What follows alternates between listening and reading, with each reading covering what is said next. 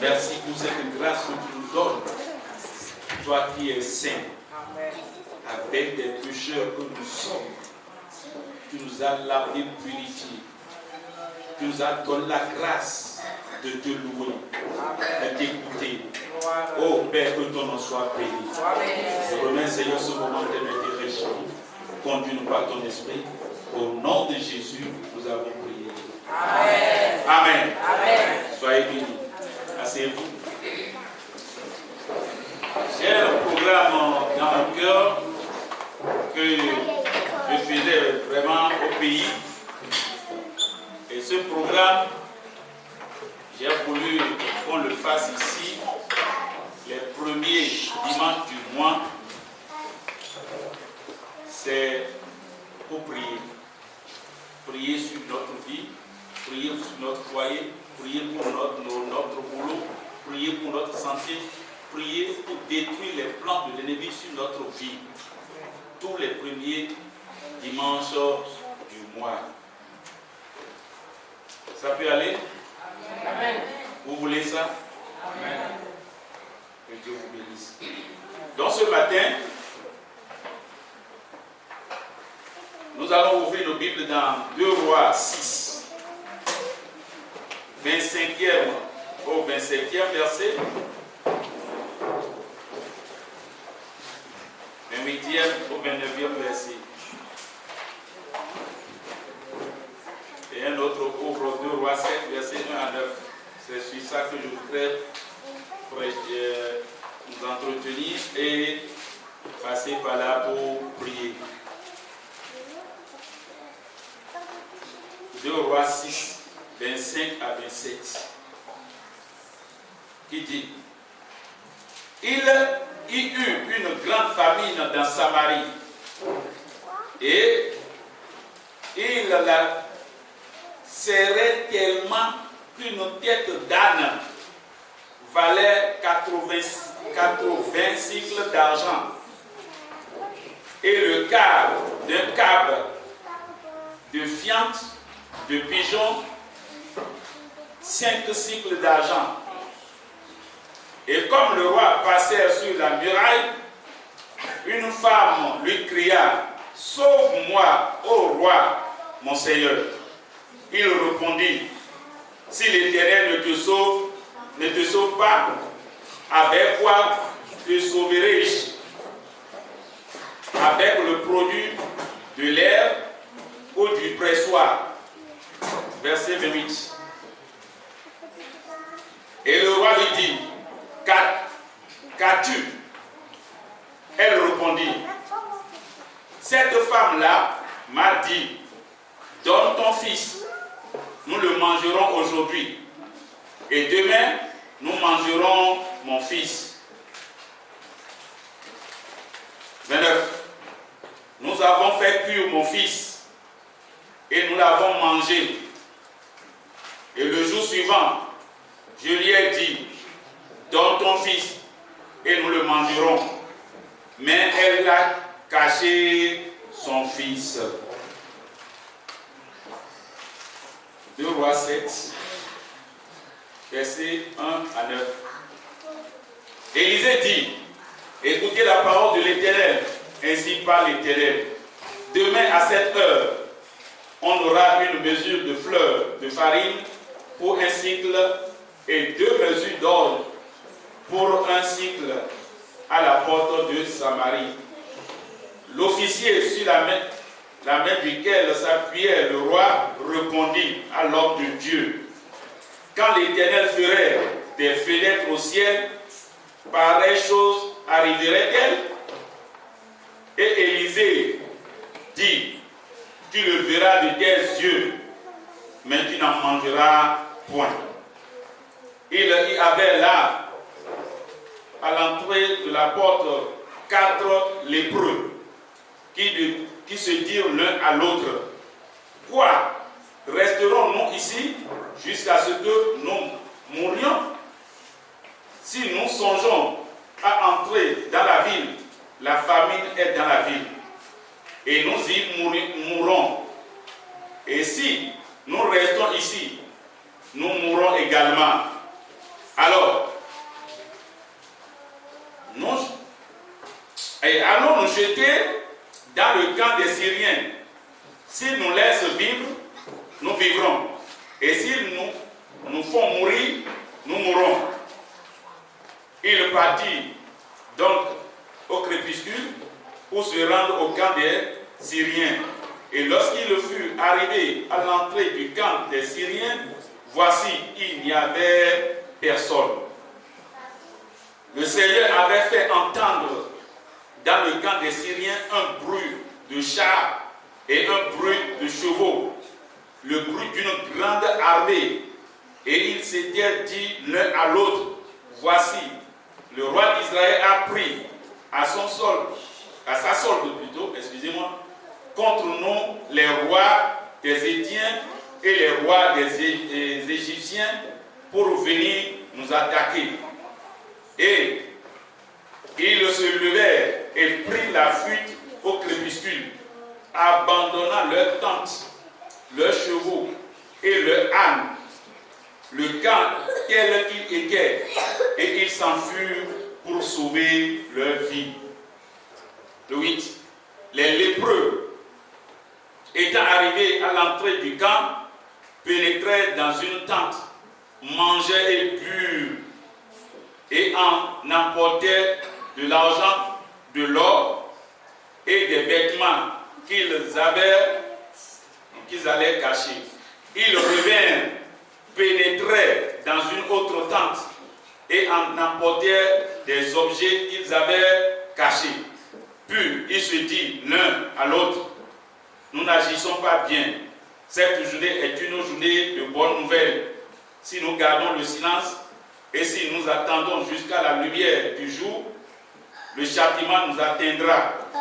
Venez maintenant, allons informer la maison du roi.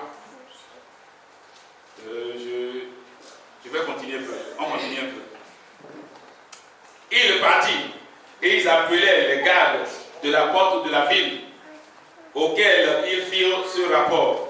Nous sommes entrés dans le camp des Syriens et voici, il n'y a personne. On n'y entend aucune voix d'homme.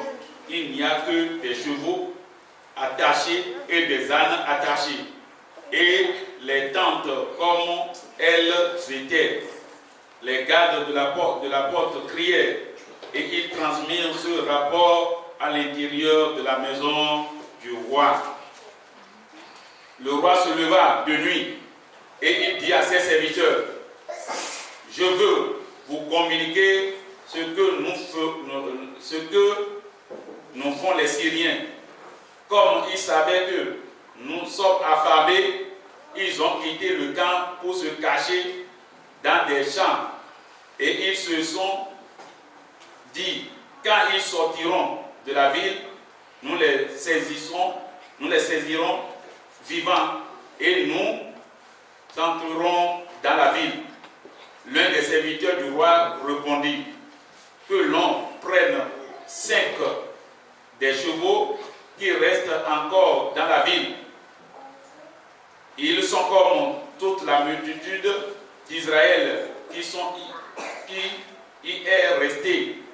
Ils sont comme toute la multitude qui dépérit. Et en voyant voir ce qui se passe, on prie. Je vais sauter un peu.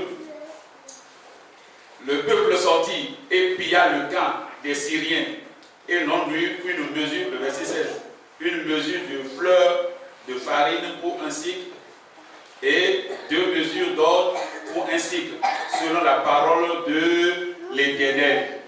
Le roi avait remis la garde de la porte à l'officier sur la main duquel il s'appuyait. Mais cet officier fut écrasé à la porte par le peuple et il mourut, selon la parole qu'avait prononcée l'homme de Dieu quand le roi était descendu vers lui. C'est trop, hein? Que le Seigneur nous aide. Le diable de mon message ce matin, c'est Dieu qui surprend. Dieu va te surprendre au nom de Jésus. Amen. Oh, c'est Amen. Votre Amen là, c'est très faible. Amen. Dieu te surprend cette semaine au nom de Jésus. Amen. savez ce qui s'est passé. Les ennemis ont entouré le peuple de Dieu. Le peuple de Dieu est tranquille, n'est pas allé chercher querelle. Voilà un beau jour, ces ennemis se sont levés. Au moment où ce peuple a faim, au moment où ce peuple a besoin d'aide, c'est en ce temps-là que l'ennemi s'est levé parce qu'il sait qu'il est faible. Il peut profiter de sa faiblesse et le détruire. La famine était tellement grande dans le pays que les gens ont commencé à manger. Je ne sais pas si vous connaissez le cafard. Vous connaissez ça? Vous n'avez pas ça ici depuis que je suis là, je n'ai pas vu ça. Mais chez nous là-bas, c'est plein. Les gens, la faim les a pris jusqu'à ce qu'ils ont commencé par manger les cafards, les magouillards. Ils ont fini tout. Les souris, ils ont tout mangé. Même les mouches ont été mangées à cause de la faim. Et Seigneur, merci. Parce que moi, je n'ai pas faim. Un jour, il n'y avait plus rien dans la vie. La tête, le crâne des animaux ont été vendus. Crâne, ce qu'on a mangé, laissé. Après des années, les gens sont allés les chercher encore. Et ils ont préparé pour manger parce qu'il n'y a rien dans la vie. Rien. Arrivé à un moment, deux femmes m'ont dit, vraiment, mon ami, si nous ne tuons pas nos enfants, nous allons mourir de faim. Alors, on va tuer toi, ton enfant, aujourd'hui. Et demain, on va tuer pour moi. La première femme a dit, d'accord, il n'y a pas de problème. Les deux là ont pris ce petit enfant, ils l'ont égorgé. Ils l'ont mis en morceaux. C'est ce que la Bible dit. Hein. Je n'invente pas. Ils l'ont mis en quoi? En morceaux. Ils ont bouilli, préparé bien l'enfant là. Et en un seul jour là, leur faim était tellement terrible jusqu'à ce qu'ils ont fini à manger un enfant en un jour.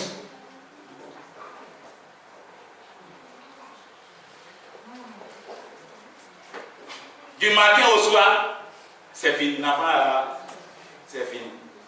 Les os même ont été mangés. Toi, tu jettes les os. Eux, ils ont mangé les os. Tu jettes les os de poulet, de trucs là. Eux, ils ont mangé même les os. Ils ont fini.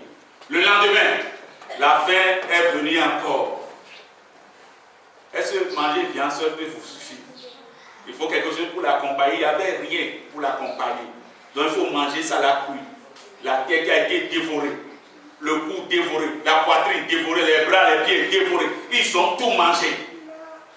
L'intestin grêle, gros intestin, tout lavé, préparé, mangé correctement. Deux femmes. Qui est prêt à sacrifier son enfant ici?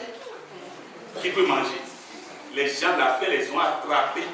La faim les a vraiment serrés jusqu'à ce qu'ils soient arrivés à tuer leur propre enfant. Et manger. Le lendemain maintenant, celle qui a offert son enfant a dit à l'autre là, ça y est, c'est ce qu'on s'est arrêté, non? Où est l'enfant? La dame dit quoi? Quel enfant? Ton enfant, fais-le sortir comme on a fait pour mon enfant hier. Elle dit, tu es malade. Moi, mon enfant, tuer et manger. C'est parce que toi, tu es malade. Ça ne va pas que tu as donné ton enfant avec quoi? À pied. Moi, mon enfant, jamais. Elle a crié. a vu que vraiment cette dame, elle est méchante. Elle m'a trompé. J'ai donné mon enfant, on a mangé à deux. L'heure a sonné maintenant pour qu'elle donne son enfant. Elle l'a caché. Elle a crié, le roi a entendu. Roi, voilà, sauve-moi. Cette dame-là, on a mangé mon enfant. Maintenant, c'est le tour. Le roi a pris la tête avec ses deux mains. Quoi? Vous avez tué l'enfant et mangé? C'est fini. Où est le prophète de cette nation? Nous avons faim, nous avons tout mangé. La Bible dit même la viande de pigeons. Matière fécale des pigeons, les gens l'ont vendu, les gens ont mangé ça. Pigeons. D'abord, ils ont mangé tous les pigeons. Il n'y a plus de pigeons dans la ville, dans tout le pays. Maintenant, les pigeons laissaient quelque chose. Leur viande. Ils sont allés ramasser tout. Venez acheter. Il y a la nourriture ici. C'est quoi? Matière fécale de pigeon. Il n'y a pas de problème. Matière fécale, matière féco, je suis prêt. Vendez-moi ça. Les gens ont acheté les matières fécales des pigeons. Préparez, mangez. Beaucoup aujourd'hui disent, je souffre trop. Et regardez la souffrance. Tu es arrivé à ce niveau-là? Non. Tu viens arriver aussi? Non. Les petits enfants, vous allez les tuer et les manger. Des gens traversaient des choses plus graves que ce que nous sommes en train de traverser aujourd'hui. Peuple de Dieu encore. C'est un peuple de Dieu. Ce n'est pas un peuple ordinaire. Dieu était là. C'est lui le pourvoyeur de tout. Mais malgré qu'il soit là, regardez la situation de son peuple. Tout ce qui nous arrive, remercions le Seigneur en toutes choses. Et sachons que des gens ont souffert plus que nous. Le dimanche prochain, je vais vous amener la fiente de pigeon. Je vais bien préparer, mettre piment dedans, tout dedans. Et je vais voir qui va manger ça. Qui est prêt à manger? Personne. Les gens étaient prêts. Les gens ont acheté ça très cher pour manger. Dis, je suis heureux. Je suis heureux. Comment on dit ça? Voilà.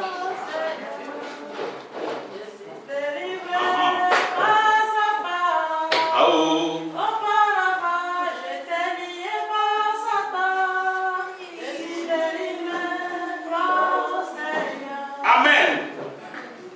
Ils ont décidé de manger leurs propres enfants à cause de la faim.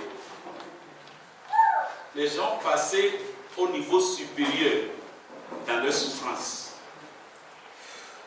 Les gens sont allés très loin dans la souffrance. Mais ils sont restés dans le pays d'Israël.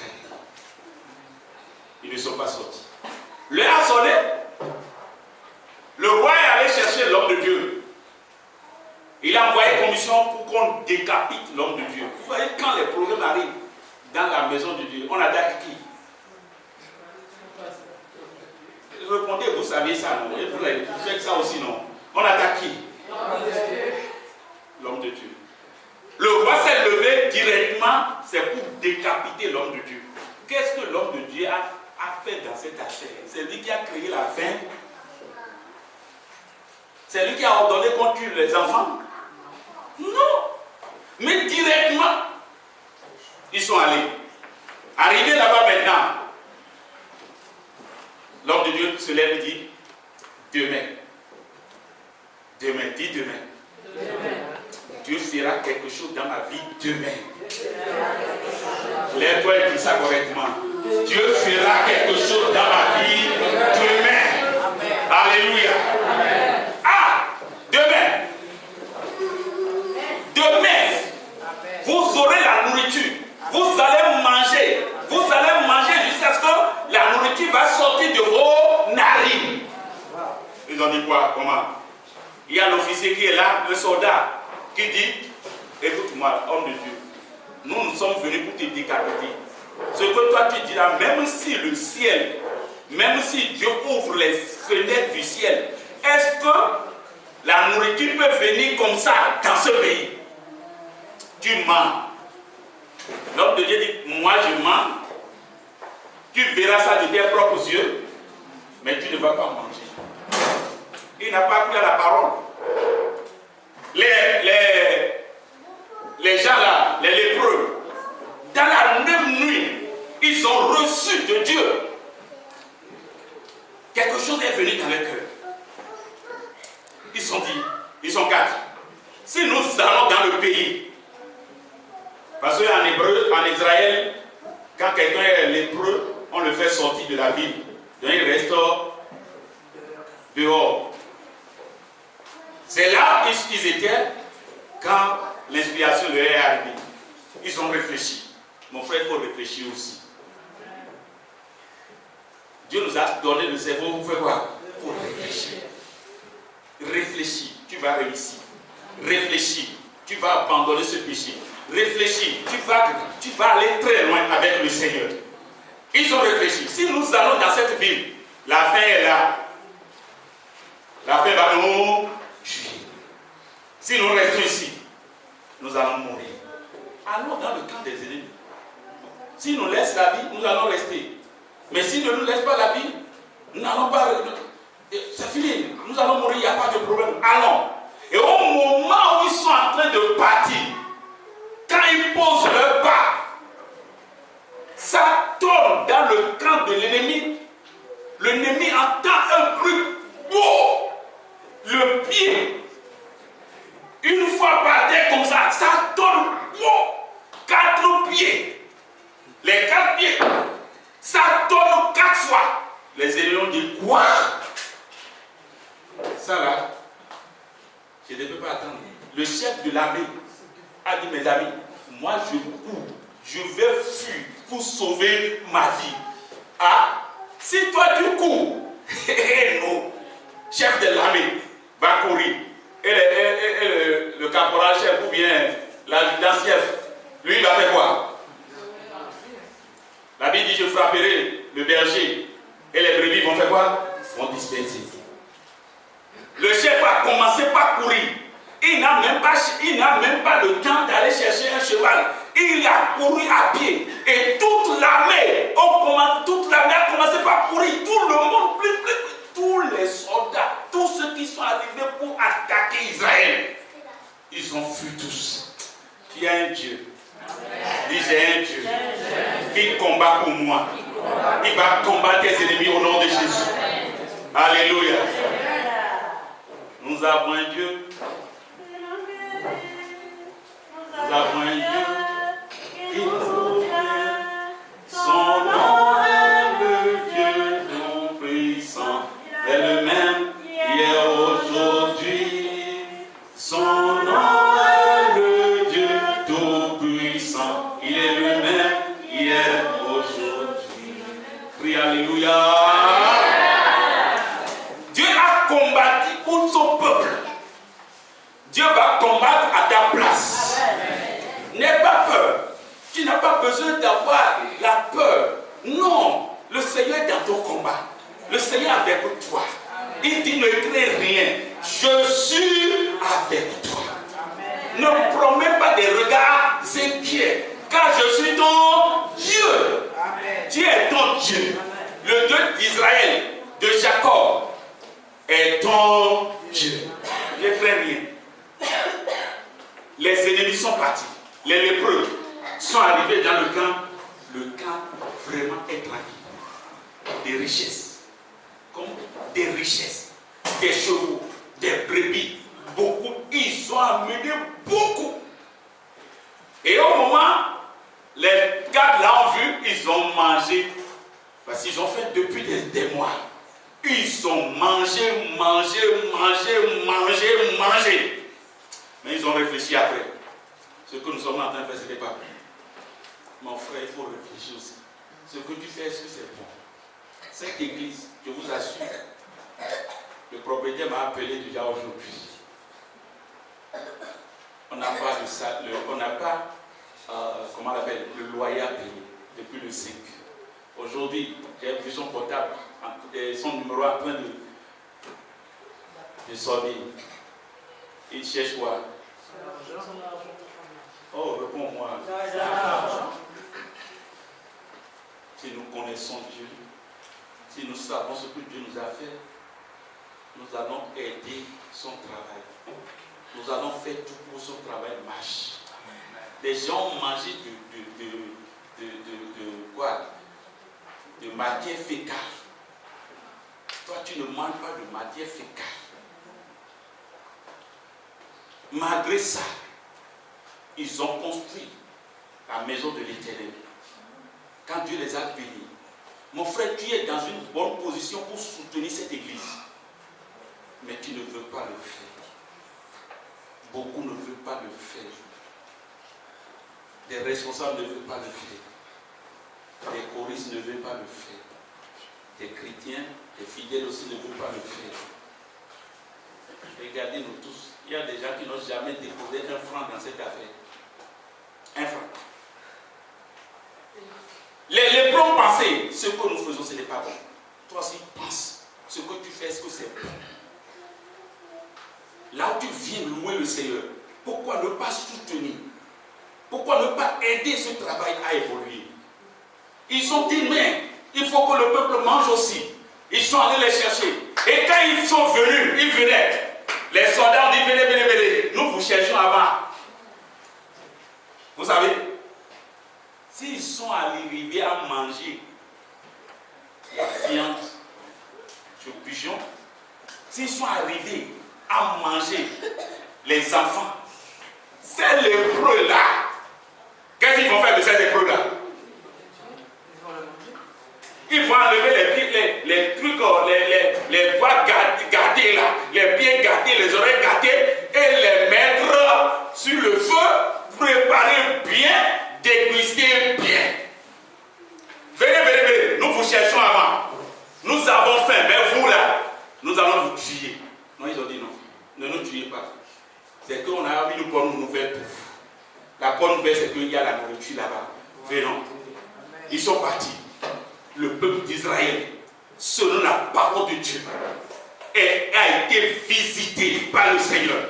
Le Seigneur les a visités. Mon frère, le Seigneur va te visiter ce matin. Le Seigneur les a visités. Ils ont la nourriture. Je vous assure, un sac de riz coûtait 1 euro. Qui veut acheter? Un sac de riz, ça coûte combien ici? Ça dépend. Ça dépend. Donnez-moi les dépens là. 25 kilos. 25 là, c'est combien? 25 euros. C'est 25 euros.